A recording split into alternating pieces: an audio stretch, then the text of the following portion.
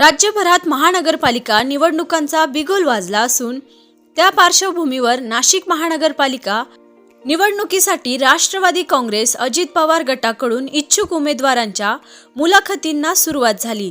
मात्र या मुलाखतीत थेट भुजबळ फार्मवर घेण्यात येत असल्याने नाशिकच्या राजकीय वर्तुळात खळबळ उडाली आहे। या निर्णयामुळे पक्षातील अनेक नेते व कार्यकर्ते आश्चर्यचकित झाले। बुधवारी राष्ट्रवादी अजित पवार गटाच्या वतीने इच्छुक उमेदवारांच्या मुलाखती सुरू झाल्या, परंतु या मुलाखती मुंबई नाका येथील राष्ट्रवादी भवन या पक्ष कार्यालयात न होता थेट भुजबळ फार्मवर घेण्यात आल्याने वाद निर्माण झाला आहे। याशिवाय पक्षाच्या संचालन समितीतील काही सदस्यांना या बैठकीचे निमंत्रण देण्यात आले नसल्याने नाराजी व्यक्त होत आहे।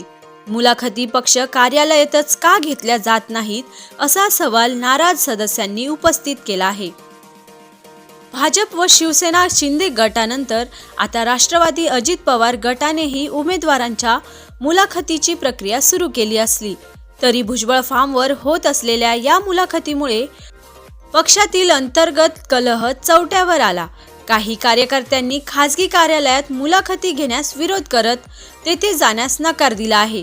पक्षातील एक गट शिंदे गटाशी चर्चा करत असल्याची तर दुसरा गट भाजपच्या संपर्कात असल्याची चर्चा आहे।